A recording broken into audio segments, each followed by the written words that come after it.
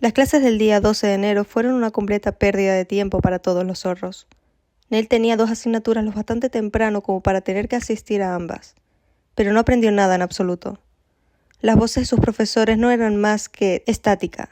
Las palabras en la pizarra se transformaron en esquemas de jugadas. Aun con el boli preparado, no escribió ni una sola palabra en su cuaderno.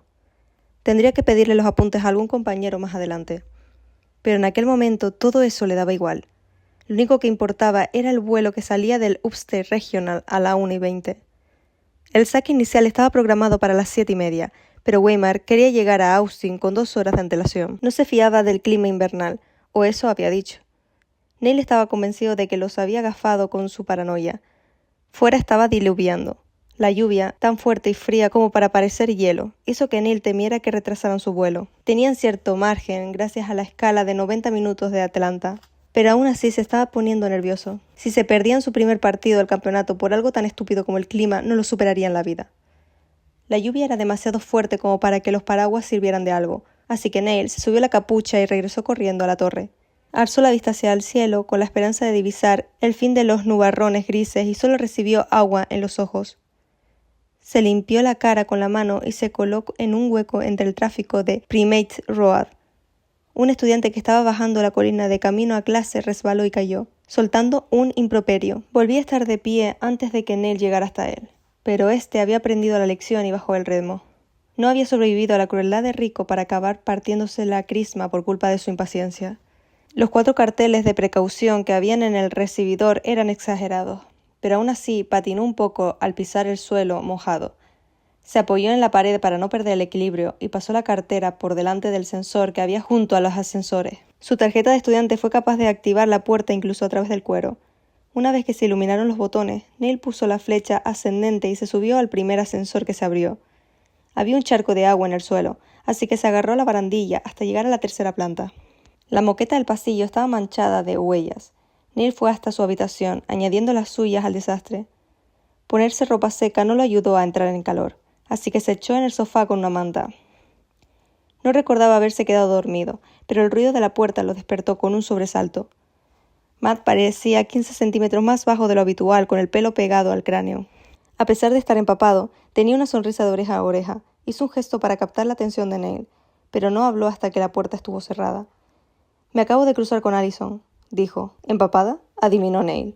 «El eufemismo del año», dijo Matt. «Creo que se le ha roto el paraguas. Está hecha un desastre. Le he dicho que le iba a hacer una foto para el anuario y me ha amenazado con cortarme los huesos con las uñas. Te apuesto 5 pavos a que Dan va a tener que sacarla a rastras cuando sea hora de irnos. Sabe que la necesitamos». «¿Eso quiere decir que aceptas?». «Yo no apuesto», dijo Neil. «¿Aún sigues con eso? ¿No vas a apostar en nada?». Matt cruzó la habitación y dejó la mochila junto a su escritorio. «Tenemos como 16 apuestas activas ahora mismo. ¿Y no quieres participar en ninguna?». «Bueno, 14 en las que tú puedes apostar. Algunas porras son bastante gordas y probablemente tú seas el que más posibilidades tenga de ganar un par de ellas». «¿Por qué 14?», preguntó Neil. «¿Qué pasa con las otras 2?». «No puedes apostar sobre ti mismo», dijo Matt. «Sería hacer trampa». Neil echó la cabeza hacia atrás para mirarlo. «No sabía que apostarais sobre mí». «Aquí se apuesta sobre todo el mundo en algún momento», dijo Matt. «¿Sabías que la mayoría del equipo apostó en contra de mí y de Dan? No creían que fuera a atreverme a pedirle salir y sabían que ella nunca me daría una oportunidad. Cuando la conocí era un poco misándrica. Me gustaría echarle la culpa al tiempo que pasó trabajando en el club de striptease, pero creo que tenía más que ver con los tíos que fichó el entrenador en su primer año.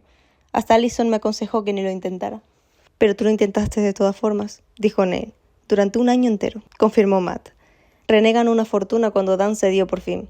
Ella fue la única en apostar a nuestro favor. Siempre está más dispuesta que el resto a ponerse del lado de las causas perdidas». El año pasado, con una mano tapándole la boca para impedirle replicar, Andrew había dicho que Neil era una causa perdida. Al echar la vista atrás ahora, en posesión de todas las piezas del puzzle que antes le había faltado sobre aquella discusión, Neil supo que no era él a quien Andrew estaba intentando acallar. Aquella autocensura le resultaba fascinante en retrospectiva. Para aquel entonces René ya le habría dicho que le había confesado a Neil la verdad sobre su sexualidad y Andrew no había hecho nada por evitarla cuando Neil se lo pidió el viernes pasado. ¿Qué creía Andrew que había estado a punto de decir en noviembre? Daba igual, debería dar igual. Andrew no quería que su atracción hacia él condujera a nada y, de todas formas, Neil no tenía permitido dejar que nadie se acercara tanto. Así lo habían educado. Aquella era la única manera de sobrevivir. Tenía suerte de estar tan desconectado ahora que se avecinaba el final. Había roto todas las demás normas que su madre le había dejado. Lo menos que podía hacer era respetar una de ellas. Por eso apostaste por Andrew y René, dijo Neil, porque no podía, no estaba dispuesto a pensar en ello. Pues sí, dijo Matt. Durante una época René fue la única persona de fuera de su grupo con la que Andrew se dignaba a hablar.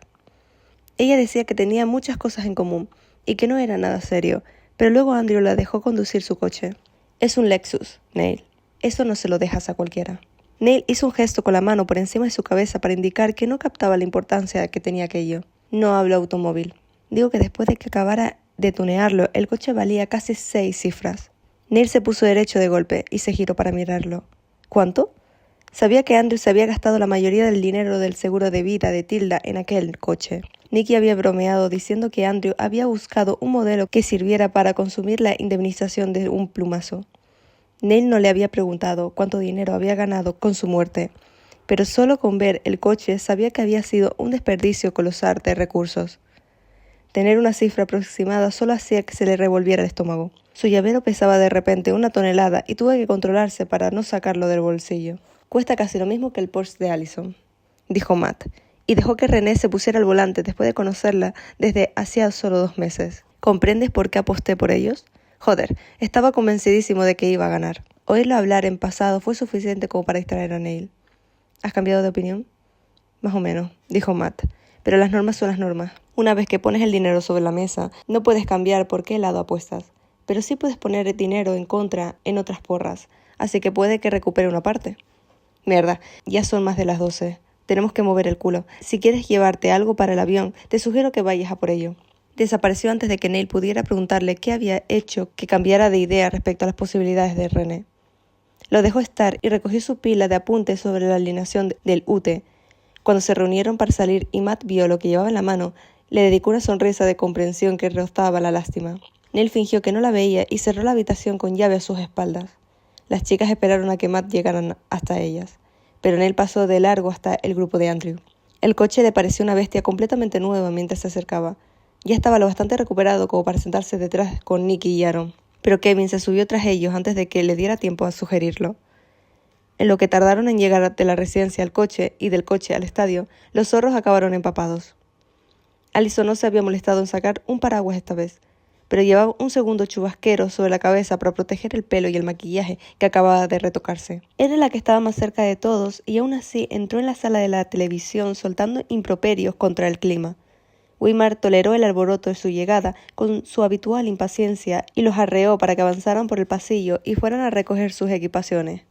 Fueron al aeropuerto en el autobús del equipo porque era más barato dejar un coche en el aparcamiento que 3.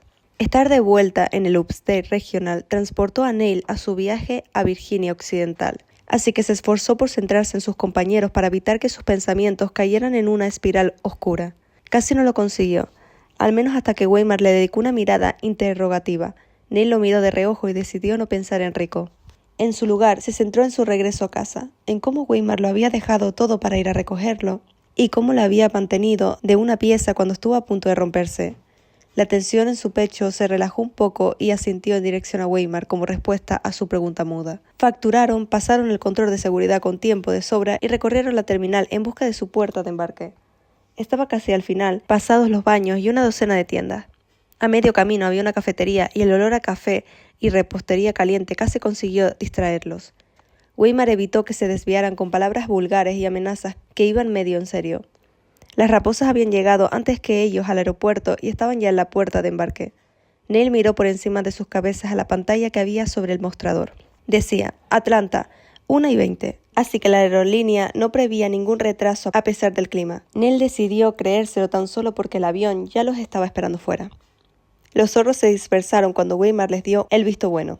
La mitad de ellos fueron a mirar por la ventana y el resto dejaron caer su equipaje de mano sobre el primer asiento libre que encontraron. Neil tardó solo un momento en darse cuenta de que Andrew no se había movido. Echó la vista atrás para mirarlo, pero él tenía los ojos clavados en la ventana del fondo. Neil siguió la dirección de su mirada y observó cómo un avión recorría la pista a toda velocidad. Neil habló, sabiendo que los demás estaban demasiado lejos como para oírlo. Cuando dijiste que tenías miedos a las alturas, estabas de broma, ¿no? Le dio a Andrew la oportunidad de contestar y después lo intentó de nuevo. Imposible. ¿Qué hacías en la azotea? Andrew no contestó de inmediato, pero el ángulo de su cabeza indicaba que se lo estaba pensando. Neil no sabía si estaba buscando las palabras adecuadas o solo diciendo cuáles quería ofrecerle a modo de explicación. Al final, se llevó una mano a la garganta y se buscó el pulso. Marcó el ritmo con los dedos cuando lo encontró. Estaba más acelerado de lo que debería. Neil echó la culpa al ambiente que los rodeaba. Sentir, dijo Andrew por fin. ¿Sentías el recuerdo del miedo o intentabas recordar cómo sentir algo en general? Preguntó Neil, pero Andrew no contestó. Probó con una táctica diferente. Si te sirve de consuelo, se estrellan menos de 20 aviones al año y no todos son debido al clima. A veces es solo lo que los pilotos no son de fiar. De todas formas, seguro que es una muerte rápida. La mano de Andrew se quedó inmóvil. ¿Cómo se llamaba? Andrew miró a Neil, quien tenía el ceño fruncido en un gesto de confusión, y dijo: «Tu padre, ¿cómo se llamaba?» Casi se quedó sin respiración. No quería responder, no quería que aquel nombre quedara suspendido en el aire entre ellos, pero era el turno de Andrew en su juego. No tenía derecho a negarse. Intentó que esto le reconfortara, porque Andrew no habría recurrido a un golpe tan bajo si las palabras de Neil no le hubieran afectado, pero no lo consiguió del todo. Miró a los zorros. Se aseguró de que no estaban lo bastante cerca como para oírlo, y dio un paso hacia Andrew de todas formas. «Nathan», dijo al fin. Se llamaba Nathan. «No tienes cara de ser un Nathan». «No lo soy», dijo Neil a través de las rocas que se le habían atascado en la garganta. «Soy Nathaniel». Andrew lo examinó durante un minuto más y después se giró y volvió a contemplar la pista sin una palabra. Neil se retiró. Necesitaba un poco de espacio para deshacerse de la sensación nauseabunda que se había instalado en sus venas. Nicky hizo aspavientos con los brazos para llamar su atención y los llamó para que se acercara. En cuanto estuvo lo bastante cerca, le pasó un brazo por encima de los hombros con cuidado. «¡Qué favoritismo más descarado!», dijo Nicky. «¿Sabías que a mí me ha dirigido como unas 10 palabras desde que lo recogimos del Skiven? Me pondría celoso si no fuera porque estoy súper en contra de morir joven. Pero bueno, tenemos tiempo antes de despegar. ¿Te vienes con nosotros a por un café?» Al final a la cafetería fueron la mitad del equipo y varias de las raposas. Nicky dijo que tenían tiempo de sobra, pero ninguno había tenido en cuenta lo lento que avanzaba la fila. Para cuando regresaron a la puerta con las bebidas, ya había empezado el embarque. Neil estuvo pendiente de Andrew mientras se ponía en la cola, esperando verlo titubear. Puede que éste notara que lo observaran, porque subió al avión tras sus compañeros con cara de aburrimiento. La farsa duró hasta que estuvieron sentados y las azafatas comenzaron a explicar las medidas de seguridad. Lo único que había subido Andrew al avión era un bolígrafo. Empezó a darle vueltas una y otra vez entre las manos mientras las azafatas le mostraban cómo usar las máscaras de oxígeno. Kevin, que estaba sentado en medio, ni siquiera pestañeó. Neil supuso que estaba acostumbrado a la inquietud de Andrew. Él solo sabía lo que significaba porque Andrew había dicho la verdad cuando le había preguntado a qué le tenía miedo. Miró por la ventana, pero la lluvia caía tan densa sobre el cristal que apenas podía distinguir el ala del avión. Las luces eran apenas un borrón. Cerró la persiana mientras las azafatas hacían una revisión final de la cabina. El despegue nunca le había parecido un proceso complicado, pero ahora podía imaginar lo largo que resultara para alguien que no quería estar en el aire. Por fin, echaron a andar por la pista y Neil se arriesgó a mirar a Andrew de nuevo. Su expresión no varió cuando las ruedas se despegaron del suelo, pero el boli se mantuvo inmóvil durante todo el ascenso y el cuerpo de Andrew se tensó. Retomó el movimiento en cuanto alcanzaron la altitud del crucero. Sin duda era consciente de que Neil lo estaba mirando, pero mantuvo la vista clavada en el respaldo del asiento que tenía frente a él. En Atlanta tenía algo de tiempo de sobra, así que en cuanto Weimar confirmó que la puerta de embarque no había cambiado, dejó que vagaran por el aeropuerto durante 1 hora. El grupo de Andrew se pasó la mayor parte de ese tiempo yendo de una tienda a otra. Aaron compró un libro mientras Nicky se abastecía de comida basura. Andrew desapareció un momento, pero Neil lo encontró al lado de un expositor con figuritas de cristal. Le pareció raro que se distrajera con una cosa así, pero no tuvo mucho tiempo para pensar en ello. Kevin y Nicky estaban a 2 segundos de montar una escena porque Kevin estaba intentando quitarle la comida a Nicky y volver a ponerla en la estantería. «No es solo para mí», insistió Nicky, intentando librarse de su agarre sin que se le cayera nada. «Hay de sobra para todos». «Nadie debería comer eso antes de un partido», dijo Kevin. «Come granola o una barrita de proteína si tienes tanta hambre».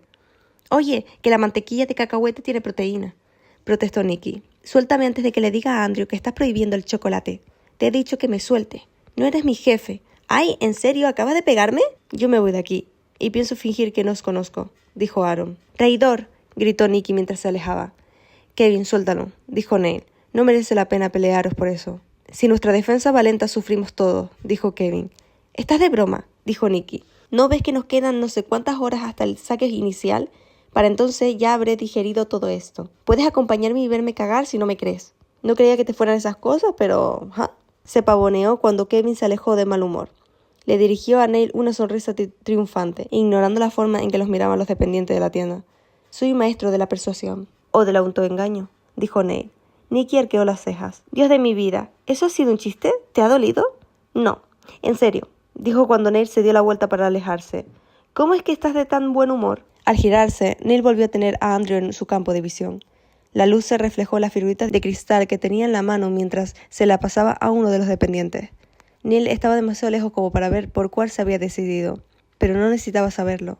Su mente estaba clavada en una estantería de animales brillantes colocados de manera equidistante. La sorpresa y el alivio se enzarzaron en su interior. Dejaron tras de sí un murmullo de satisfacción consigo mismo. No comprendía lo que Andrew veía en Betsy, pero ya no le importaba. Había tomado la decisión correcta al confiar en ella. Iba a arreglar la relación entre los gemelos y el equipo estaría completo por fin. Los cuerpos no sabrían cómo enfrentarse a ellos la próxima vez que se enfrentaran sobre la cancha. «Oye, Neil», dijo Nicky, «¿me estás ignorando?» «Estaba pensando en el partido de hoy», mintió Neil. «Te espero aquí mientras vas a pagar». Nicky se encogió de hombros y fue a la primera caja que quedó libre. Andrew recogió a Kevin mientras volvía hacia donde estaba Neil y Aaron regresó junto al grupo cuando Nicky lo llamó. Volvieron a la puerta y se sentaron a esperar el embarque. El cielo sobre Atlanta estaba nublado pero seco. El embarque fue rápido y todos los pasajeros estaban a bordo, por lo que pudieron salir unos minutos antes de lo planeado. Neil estuvo pendiente de Andrew por el rabillo del ojo, hasta que el avión se estabilizó y después se giró para mirar por la ventana y pensar en el UTE. En el pasado, Neil nunca había tenido que lidiar con la recogida de equipaje, ya que su madre y él acostumbraban a deshacerse de todo aquello que no cupiera en su bolsa de mano. Resultó ser una experiencia reveladora y desagradable. Las mismas maletas dieron tantas vueltas por la cinta transportadora que Neil empezó a pensar que el material del equipo se había perdido. Los zorros parecían aburridos, no preocupados, así que se guardó aquella punzada de pánico para sí. La recompensa llegó unos minutos más tarde cuando la maleta de Allison salió por fin por un conducto y cayó en la cinta. El resto aparecieron enseguida. «Cargadlas y en marcha», dijo Weimar mientras él y Abby recogían sus maletas. Weimar vigilaba el resto de los materiales. Aaron y Nicky sacaron el carro de las raquetas al círculo interno cuando llegó el momento de ocupar su sitio en el banquillo. Las raposas habían llegado y se las habían arreglado para encontrar la sesión reservada a los estudiantes de la estatal de Palmetto. Dan hizo que su equipo saludara con energía tanto a los animadoras como a sus apasionados hinchas. Estos los recompensaron con vítores llenos de entusiasmo. Unos segundos más tarde, los cuernos largos los pasaron en una corriente interminable. Los zorros habían traído sus equipaciones de visitantes, blancas con detalles naranjas, mientras que los cuernos largos llevaban su primera equipación, naranja con destellos blancos. Verlos dar vueltas alrededor de la cancha resultaba desconcertante. Neil esperaba que nadie se confundiera en el fragor de la lucha. Incluso el más íntimo titubeo podría costarles un tanto. Cuando los cuernos largos estuvieron listos, saldrían a la cancha para hacer ejercicios de calentamiento, así que los zorros tomaron sus raquetas. Weimar les concedió unos minutos y después dio una palmada para captar su atención. «Muy bien, prestad atención. Es hora de ponernos serios. Esta gente puede que parezcan colegas con nuestros colores, pero están aquí con un único objetivo: eliminaros cuanto antes. Son aspirantes a campeones y saben lo que hay que hacer para llegar al siguiente nivel. Vuestro trabajo hoy es hacerlos quedar como idiotas». Abby le frunció el ceño, pero Weimar ni siquiera la miró. «Hemos repasado la alineación cientos de veces. Todos habéis leído las anotaciones de Neil. Yo os he enseñado lo que tenía que enseñaros. Son rápidos y peligrosos, pero no son impenetrables. El truco está en dominar la cancha central. Y por el amor de Dios y de todos los santos, vigilad a esos centrales». «Pienso vigilarlos hasta que salgan de mi cancha cojeando», dijo Dan. «Haz lo que tengas que hacer», dijo Weimar, «pero ni se te ocurra ganarte una tarjeta roja. Eso va por todos». Le lanzó una mirada afilada a Matt. Este sonrió de una manera que no tranquilizó a nadie, pero Weimar no malgastó el tiempo con una segunda advertencia. «Chicas, si veis que perdéis terreno, le pedís a la defensa que os ayude. Me da igual si eso significa dejar a un defensa contra dos delanteros mientras que os consiga un poco de espacio. Los porteros van a cerrar nuestra portería a cal y canto, ¿verdad?» «Lo intentaremos», dijo René con una sonrisa deslumbrante. Los aullidos de la multitud crecieron hasta volverse emocionados y febriles. Neil supuso que las mascotas habían aparecido para alborotar a la audiencia. Miró más allá de Weimar, con un oído medio puesto en su cancha, y seguía la dirección que apuntaban las manos alzadas. Alguien había acordado una sesión VIP junto a la cabina de prensa, entre el banquillo de los zorros y las raposas. Un par de guardaespaldas estaban revisando a la multitud en busca de amenazas, pero se retiraron en cuanto sus protegidos se hubieran puesto cómodos. Un vistazo a aquellos tatuajes negros y pelo oscuro hizo que el mundo de Neil empezara a moverse a cámara lenta. Weimar chasqueó los dedos frente a su cara. Neil se encogió con tanta violencia que chocó con Kevin, que estaba detrás de él. Alzó la mirada rápidamente hacia Weimar, dispuesto a pronunciar una disculpa para lo que le faltaba el aliento, pero el entrenador no esperó a que hablara. Se giró como un látigo para repasar el círculo interno con la mirada. Tardó apenas un segundo en localizar a Rico y a Jean. Cuando se volvió de nuevo hacia su equipo, fue con la expresión más sombría que Neil había visto jamás en su rostro. Los zorros también lo vieron y Matt fue el primero en reaccionar. «¿Qué hacen aquí?», dijo furioso. «Voy a preguntárselo», dijo Andrew y echó a andar hacia ellos. Weimar lo detuvo antes de que pudiera alejarse más de un paso de la piña que formaban los zorros. «No te estás permitido matar a nadie durante el primer partido de la temporada. Preocúpate menos de él y más de la línea ofensiva, ¿entendido? Kevin, céntrate. Neil, tú también». «Neil», repitió más alto, «mírame». Neil se dio cuenta de que había estado mirando a Rico. Se obligó a apartar la vista y clavarla en el rostro de Weimar. El entrenador parecía enfadado, pero a aquellas alturas Neil lo conocía demasiado bien como para tragárselo. Aquella ira nacida de una preocupación genuina. Sin embargo, decidió interpretarlo como la decepción porque aquello podía servirle para motivarse. Los zorros lo necesitaban. No podía permitir que la presencia de Rico le afectase. Agarró con fuerza todos los malos recuerdos que le gruñían al oído y los enterró en lo más hondo. «Empiezo a pensar que le gusto después de todo», dijo, forzando un aire de despreocupación. La carcajada de Nikki sonó falsa y la sonrisa no le llegó a los ojos, pero al menos lo intentó. «¿Quién podría resistirse a un bombón como tú durante mucho tiempo? Tienes suerte de que tenga novio, porque madre mía, a lo mejor puedo convencer a Eric de que me comparta. ¿Te vas a morir si no sacas tus perversiones a la cancha por una vez?», preguntó Aaron. «Si yo tengo que aguantarte babeando por Caitlin, tú tienes que soportar verme atrayendo a Neil al lado oscuro». «Yo no babeo por Caitlin». «Ya, claro, no babeas. Solo la miras con ojitos de cordero degollado, que es 1000 veces más vomitivo. Tenéis 2 segundos para callaros o os pongo a correr», dijo Weimar. Nikki se retiró, lanzando una sonrisa rauda en dirección a Neil. Este consiguió devolvérsela, aunque fuera un poco. El familiar intercambio de ataques había alejado la indignación de los zorros y ahora los veteranos estaban mirando a Neil en vez de a Rico. Andrew se acomodó a su izquierda, una barricada de un solo hombre entre Neil y la multitud. Cuando Weimar volvió a mirarlo, Neil asintió con una indicación muda de que estaba bien. «¿Por dónde iba?», preguntó el entrenador. «Por la ofensiva, creo», dijo Neil y miró a Kevin. Este estaba observando a Rico, pálido como un fantasma, pero Neil le dio golpecitos para captar su atención. «Un aviso, si ponen a Bechstein a defenderme, voy a tener que hacer pases laterales toda la noche. Me saca 30 centímetros, así que si tira de mi raqueta hacia arriba, seguro que se me salta algo». Kevin abrió la boca, pero Andrew se adelantó, hablando con calma. 20 centímetros, solo mide 1,80. Neil y Kevin se giraron para mirarlo. El destello de una sonrisa en el rostro de Weimar quería decir que comprendía la importancia de aquel comentario y sabía lo que significaba para las posibilidades de los zorros. El resto del equipo no se percató de nada. Dan le dijo algo a Allison sobre cómo compensar el posible hándicap de Neil. Este sabía que la conversación los incluía a Kevin y a él, pero no era capaz de seguir el hilo. La altura era quizás el detalle más crucial sobre la cancha de Exi. La altura de un jugador determinaba el largo de su raqueta y su alcance. Para la mayoría de los jugadores, una cifra general era suficiente. Daba igual si era un par de centímetros más o menos porque solo necesitaban una idea general de a qué se enfrentaban. Solo usaban aquel número para determinar cómo de complicado sería sobrepasar a su oponente. Neil y Kevin se sabían la altura exacta de todos los defensas de los cuernos largos, porque no podían jugarse en aquella información. Los jugadores técnicos como Kevin podían usar la altura de un hombre para calcular todos sus puntos débiles. Y, sobre todo, podían comparar su propio campo de alcance con el de su rival para saber dónde era mejor presionar. Así era como conseguía superar a la defensa tan a menudo. Los jugadores instintivos como Neil sabían dónde estaban aquellos huecos sin calcular ángulos o solapamientos. Si Weimar le diera un bolígrafo y le pidiera que marcara el punto ciego de un defensa sobre el papel, no sería capaz de hacerlo. Pero una vez en el terreno de juego, Neil podía encontrarlo en un instante. Aún no era lo bastante bueno como para sacarle todo el partido posible a aquel instinto, pero Kevin había dicho que un talento como aquel habría acabado por conseguirle un puesto en la selección nacional. Andrew no tenía ninguna excusa para saberse la altura de Bechstein. Para empezar, Bechstein era un defensa. Si los zorros hacían bien su trabajo, Bechstein nunca estaría lo bastante cerca de la portería como para tirar a puerta. Además, Weimar solo había repasado las alturas de los cuernos largos en una ocasión, cuando le leyó a su equipo la alineación del UT por primera vez. Aquella estadística estaba impresa en el dossier sobre la primera ronda que el entrenador había repartido la semana anterior, pero Andrew había metido aquellos papeles en su taquilla en cuanto pudo. Neil no lo había visto volver a sacarlos desde entonces. Mientras Weimar repasaba en aquel momento la alineación de los cuernos largos, Andrew había tenido pinta de estar en otro mundo, pero había escuchado cada palabra y la había recordado. Aquella memoria perfecta era lo que los había salvado en el partido contra el Belmonte el otoño anterior. Weimar había hecho un comentario casual sobre los tiros de penalti durante el repaso del descanso. El partido no había terminado en penaltis, pero con tan solo unos segundos en el reloj y la presión de empatar descansando sobre los hombros del delantero del Belmonte, Andrew supo que recurriría a lo que le era familiar.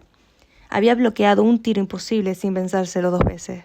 Neil miró a Kevin y luego a Weimar, preguntándose por qué nadie le había dicho que Andrew tenía una memoria eidética, preguntándose si lo sabían siquiera.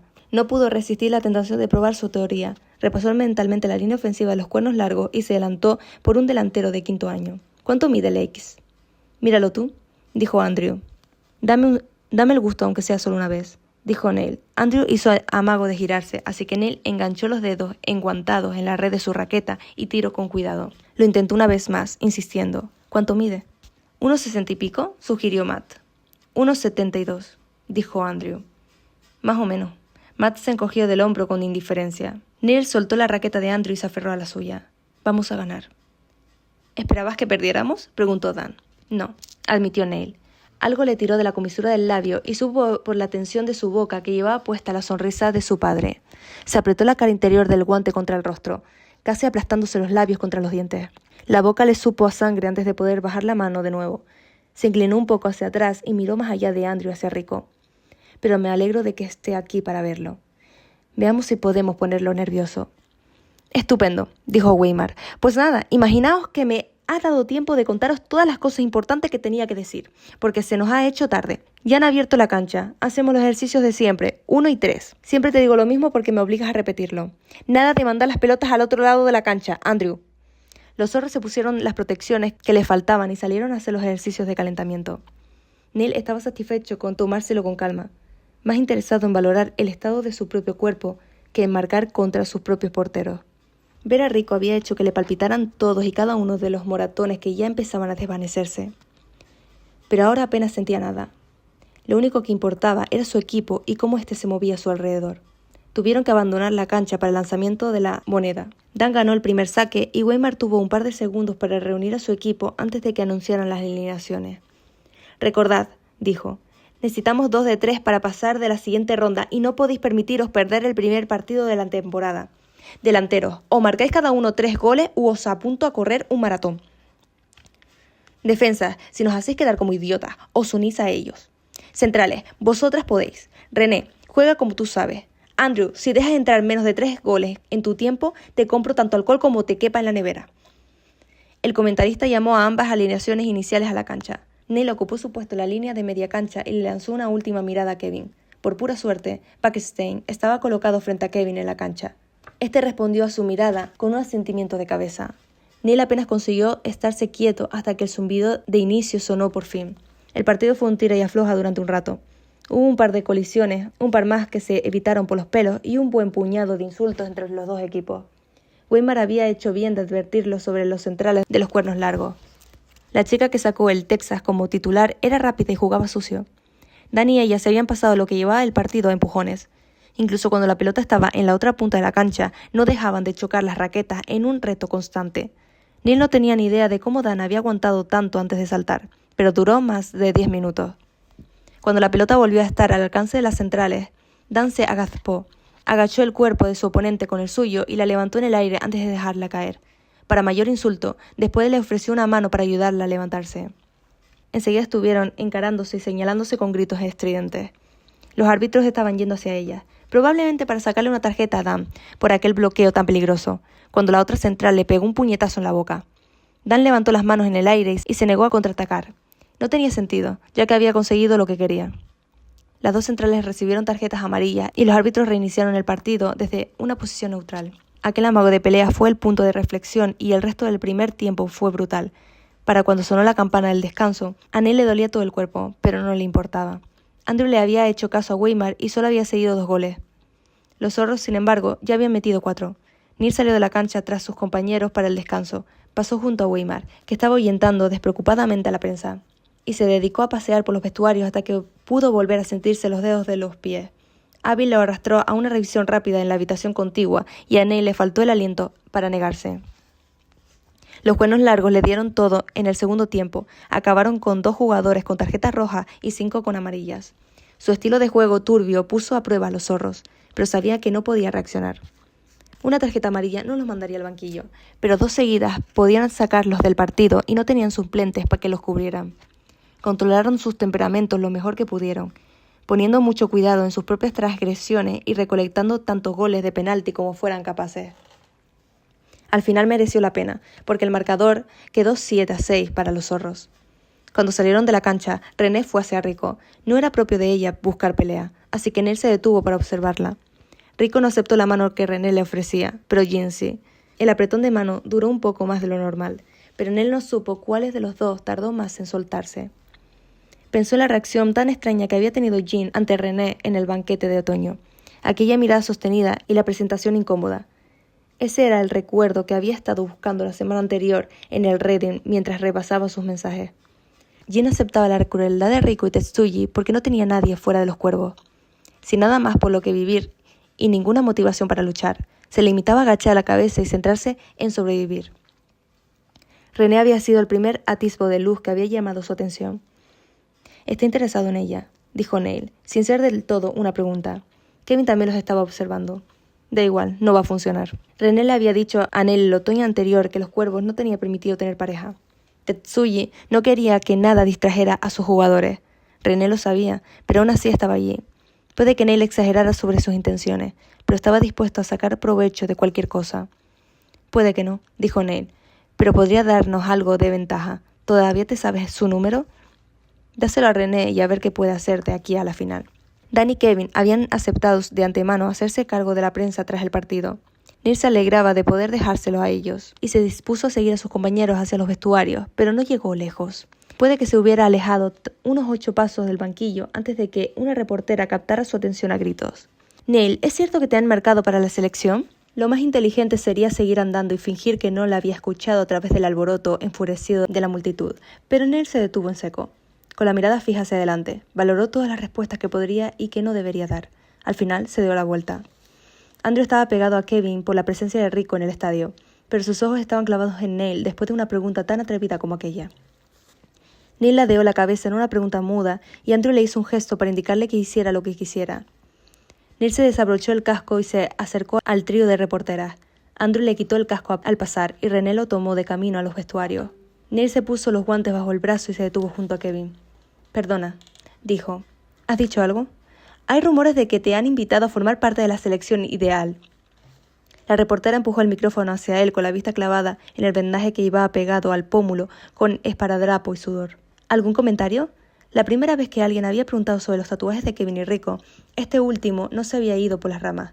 Había dicho que él era el mejor delantero que existía y quería que todos lo supieran. La historia cambió un poco cuando Jean apareció en público por primera vez con un 3 en la cara. Se suponía que Rico estaba escogiendo uno a uno a los jugadores de la futura selección nacional estadounidense. Él la llamaba la selección ideal. Y aunque no era nada oficial y la idea era increíblemente arrogante, su talento y sus orígenes le daban cierta credibilidad. «Ah», dijo Neil, «¿te refieres a esto?» Se quitó el vendaje de la cara y dejó que los periodistas vieran bien el tatuaje. Una de ellas apremió al cámara para que sacara un primer plano. Y Neil inclinó el rostro, obediente, para que pudiera capturarlo mejor. Estaba sonriendo y esta vez no hizo nada para ocultarlo. Las reporteras eran demasiado estúpidas y estaban demasiado ansiosas por conseguir una historia como para leer la amenaza en su expresión. Kevin no estaba tan ciego y siseó por lo bajo en francés, tenso. «No lo provoqué». Las ganas que sintió de estrangularlo fueron tan intensas como pasajeras. No malgastó el tiempo mirando a Kevin, sino que se dirigió a las reporteras. «Es impresionante, ¿verdad? Creo que es la primera vez que Rico se equivoca. Siempre me ha parecido demasiado duro, de mollera, como para admitir que ha cometido un error». «¿Crees que se ha equivocado al marcarte?», preguntó una de ellas. «¿No crees merecerte el número?», dijo otra al mismo tiempo. Neil fingió sorprenderse por el malentendido. «Creo que es él el que nos lo merece», dijo, haciendo un gesto entre Kevin y sí mismo. Pero eso no viene al caso. ¿Qué quieres decir? Mira, voy a ser sincero, dijo Neil. Sé que Rico es bueno. Todos lo sabemos. Ha llegado bastante lejos gracias al nombre de su tío y los cuervos. Tiene un historial impresionante. Pero a Rico es difícil respetarlo como persona. Antes de diciembre yo pensaba que era un maníaco egocéntrico, tan desesperado por alcanzar la gloria que se negaba a ver el potencial de los demás. Él, por supuesto, asumía que yo era un inútil que había salido de la nada y que no tenía derecho a opinar. Estas navidades intentamos encontrarnos en un punto medio. Rico me invitó a pasar las vacaciones entrenando con los cuervos para poder ser testigo de la discrepancia entre nuestros equipos. Esto fue lo que me llevé de la experiencia. Señaló el tatuaje con un gesto. Él admitió que se había equivocado conmigo y yo prometí cumplir con sus expectativas. Nunca seremos amigos y desde luego nunca nos caeremos bien, pero toleraremos coexistir mientras sea necesario. Hubo un rumor de que ibas a trasladarte a la Edgar Allan. Lo mencionaron mientras estuve allí, dijo Neil, pero ambos sabemos que no va a pasar. Nunca llegaré hasta donde tengo que llegar jugando con los cuervos. Además, apenas pude aguantarlos durante 2 semanas. No me imagino jugando 4 años con ellos. Son unas personas horribles. ¿Sabéis qué? Dijo Neil antes de que las reporteras pudieran responder. Eso ha sido un golpe bajo. He dicho que sería sincero, pero eso ha sido pasarse un poco. Pongámoslo así. Le prometimos a los cuervos una revancha en primavera, así que estaré apoyándolos hasta la final.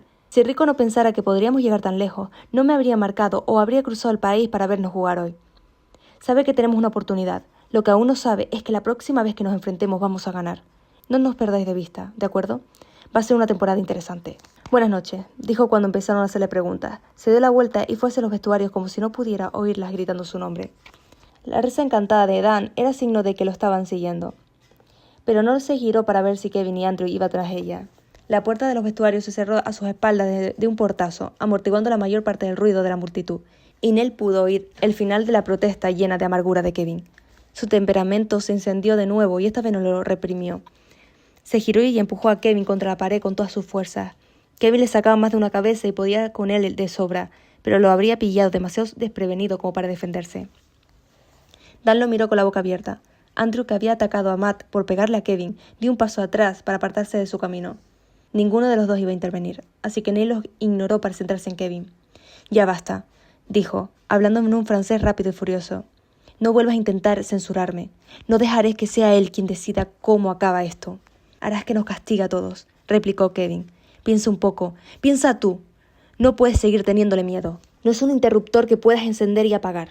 Tú lo sabes mejor que nadie». Kevin lo empujó para apartarlo por fin, pero no hizo amargo de marcharse. «Tú no te has criado con él. No tienes derecho a juzgarme». «No te estoy juzgando. Te estoy diciendo que ya es hora de que te plantes. ¿Qué sentido tiene todo esto si al final sigues siendo su mascota?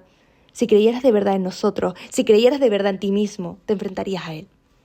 «No lo entiendes. Es verdad», dijo Neil acalorado. «Tú tienes una salida. Tienes un futuro. ¿Por qué no lo aceptas? ¿Por qué te da tanto miedo aceptarlo?»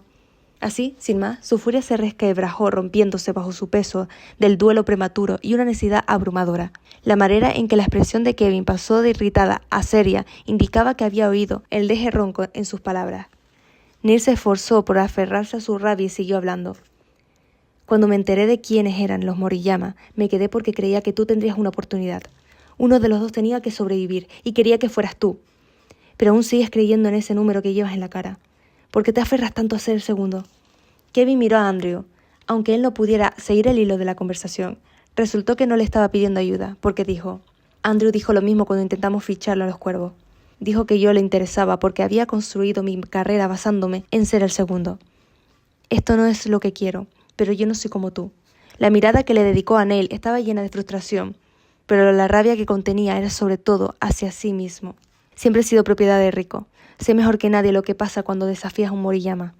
«Sí que lo sabes», aceptó Neil, «pero ya te lo han quitado todo. ¿Qué más puedes perder?» Kevin no contestó. Neil le dio un minuto y después se dio la vuelta. Weimar los esperaba al final del pasillo, con los brazos cruzados, y un cigarro apagado colgado entre los labios. Arqueó una ceja al ver acercarse a Neil. «No sé si te acuerdas, pero hemos ganado», dijo el entrenador. «¿Algún motivo en particular por el que estabas intentando aguar la fiesta?» «Solo una diferencia de opiniones», dijo Neil con tanta calma como pudo. Titubeó a medio camino de la puerta del vestuario de hombres y miró a Weimar. «Ah, y perdón por lo de la prensa. En mi defensa, empezaron ellos». «Me cago en todo», dijo Weimar. «¿Qué has hecho ahora?» «Ha dicho que Rico es un capullo de primera división», dijo Dan. «No con esas palabras, pero creo que lo han pillado». Weimar se clavó un pulgar en la sien. Tendría que haber perdido un suplemento de peligrosidad cuando acepté este trabajo. Fuera de aquí. No pienso lidiar con tus problemas de actitud hasta que me hayas tomado un par de copas. Esto va por vosotros también. Apartaos de mi vista e id a lavaros. Si no estáis en la furgoneta con vuestras cosas en 20 minutos, os dejo aquí. Y por cierto, dijo antes de que pudiera marcharse. Bien jugado. Había dicho que tenía solo 20 minutos, pero Nell se pasó 10 de ellos en la ducha. Puso el agua demasiado caliente y le dio igual que le abrazara la piel. Escribió su nombre en las baldosas de la pared con un dedo, una y otra vez hasta dejar de sentirse la mano.